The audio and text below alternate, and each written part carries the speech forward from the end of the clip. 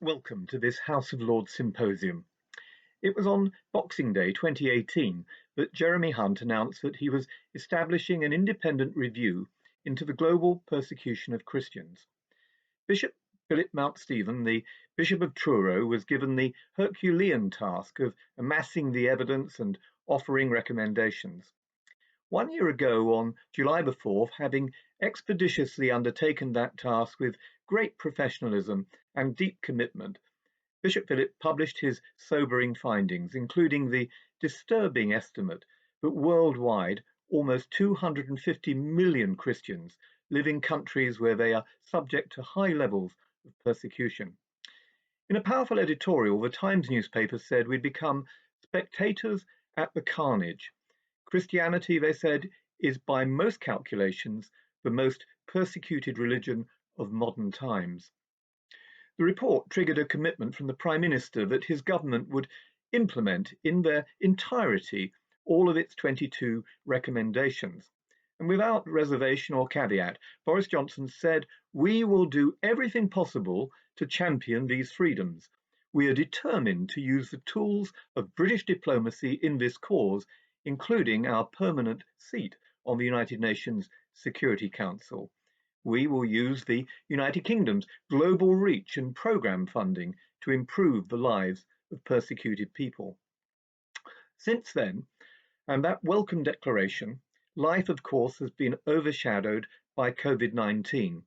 The persecution has not been a victim of coronavirus. Indeed, all the evidence suggests that groups like ISIS, which has described the virus as its little soldier, and governments from China to Pakistan have used the cover of COVID to inflict yet more misery on their minorities.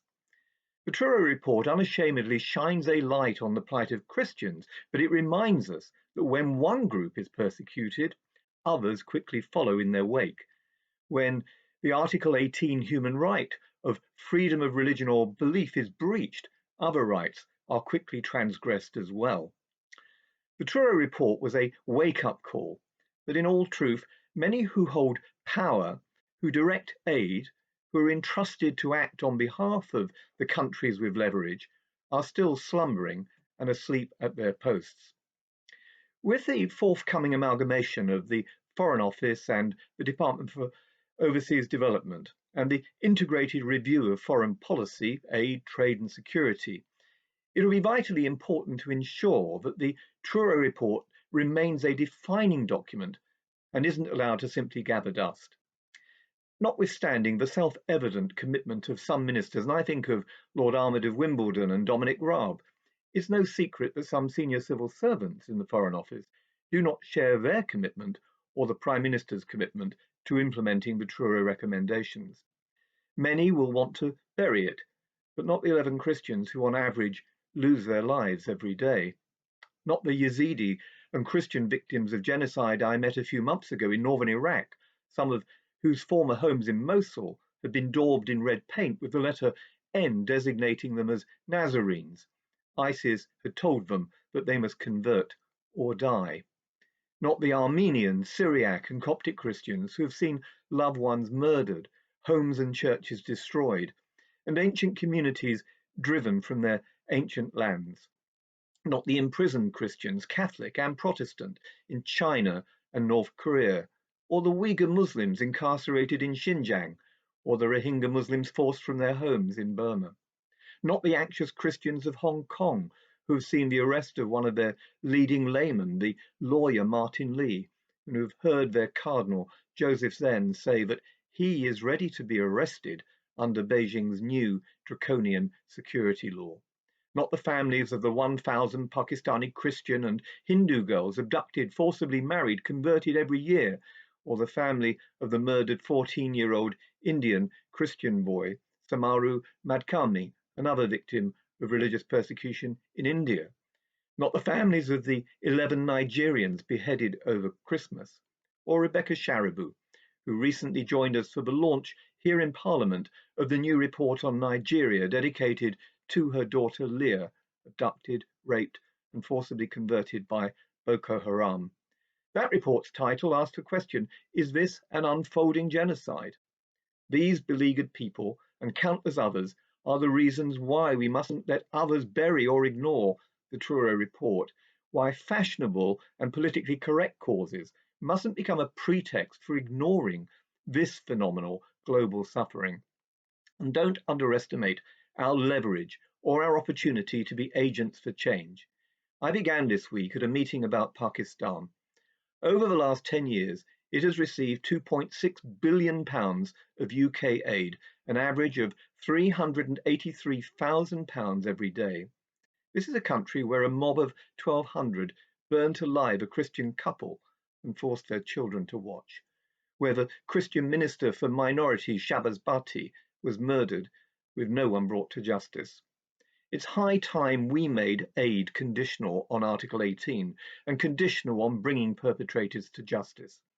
Recommendation 7 of the Truro Review requires the government to ensure that they are, I quote, mechanisms in place to facilitate an immediate response to atrocity crimes.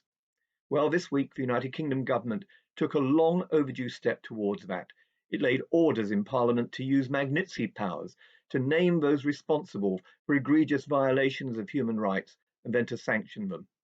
Many perpetrators buy property in the UK, keep their money in our banks, educate their children here, and enjoy the benefits of an open and free society which represents and respects diversity and pluralism and promotes respectful coexistence. Yet in their own countries, those who've enjoyed the benefits of the rule of law and human rights discriminate, persecute, torture, and kill. No longer, and that is truly welcome. The Truro Review's final recommendation is a sunset clause, which will require the Foreign Office to demonstrate what it has done and how they have coordinated interdepartmental responses.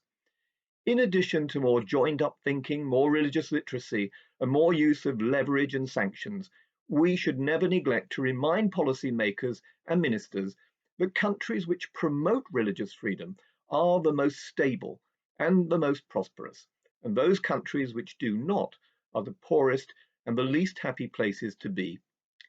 Thanks to the good bishop and his report, the suffering of 250 million people worldwide is no longer a peripheral issue. The challenge to each of us participating today is to keep it centre stage. In welcoming you to Westminster to our Parliamentary Symposium, it's an invitation to redouble our efforts and to use our cherished freedoms on behalf of those who enjoy none of the same rights. Thank you for being with us.